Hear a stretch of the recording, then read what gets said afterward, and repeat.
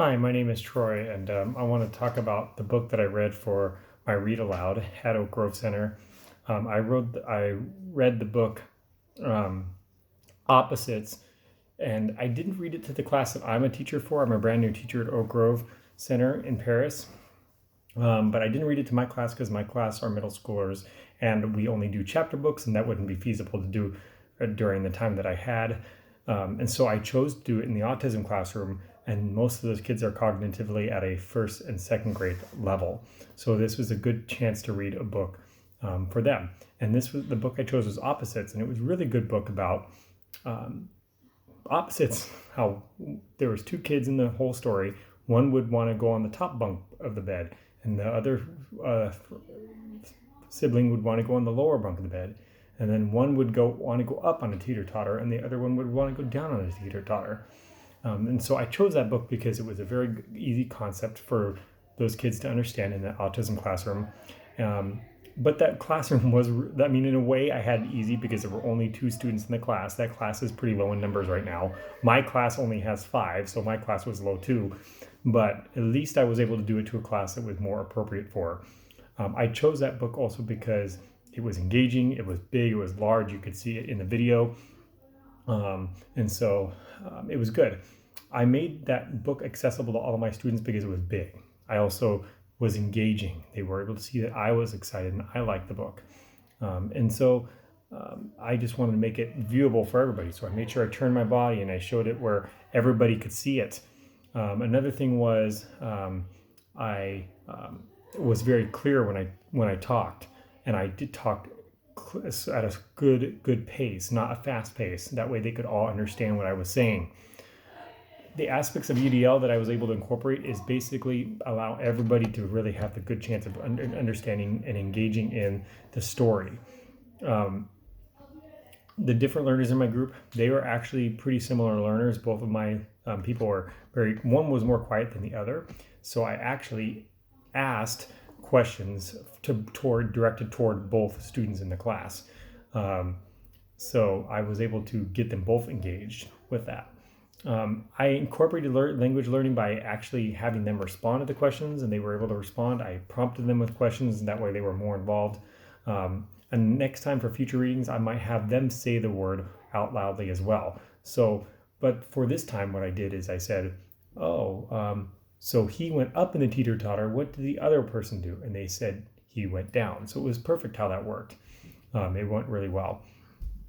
And so I was making sure I asked the questions that the kids would be able to answer. I knew the questions that I wanted were just going to be straight off the book. And so I didn't write them down, but I knew as I read, I'm like, okay, well, I know what the theme is. I know what the main idea is. And I know there's a pattern in the story that I'm going to tailor my questions around that. Since I had already read the book beforehand, I already knew really roughly what I was going to go with, even though I didn't write them down. I didn't want to be looking at a piece of paper and being distracted that way. I just want to be fully engaged with the story and the two students. The children's behavior did not interfere with my reading at all. They were actually very engaged. At first, at the very beginning, they were quiet. They were not engaged. I'm like, I need to ask them more questions. But then they were fully engaged, but there was no distractions whatsoever. Actually, the one minor distraction is that my boss walked in halfway through. She knew what was going on, but she was very quiet, and she sat in the back. I was not nervous at all, even though I'm new to this. I knew that it was going to be very easy. Like I said, only 2 students in there, and they were both well-behaved. So I was not nervous at all. I don't have any English language learners in that class or in my class. There's none really at all. So that was a piece that wasn't an issue at all. But if there were English language learners, I would have to adapt to that respectively, depending on where they're at. There would have to be some testing in place, like the LPAC or whatever, so I would know where those students are. But like I said, there were no English language learners in that class or in my class. And then basically the different my strengths and challenges. My challenge was the video wasn't recorded all the way. I gave my phone to record to my mentor that's mentoring me through this internship, and she stopped the recording, or there was an error toward the end. I even had my GoPro going, but that also had an error. So I went with the one that recorded the most, which was my cell phone. So that's why you don't see the very ending of the book and the discussion at the end. So that was frustrating. My strength was that I'm really engaging. I got the kids involved. I got them being part of the story, and they were answering questions during the story. I looked them in the eye. I made that personal connection. I think that was my strength. What could I do differently to improve my next read aloud? I feel like I could be possibly more engaging. I could walk around the room a little bit, not just stand in one place. I think they would like that. Could also make sure my thing records the whole time, even though that's not really part of a true read aloud. You're not usually recording yourself, but for next time, I need to make sure it's recording all the way, or figure out what's going on, or maybe give it to somebody else that's going to not press the stop record button.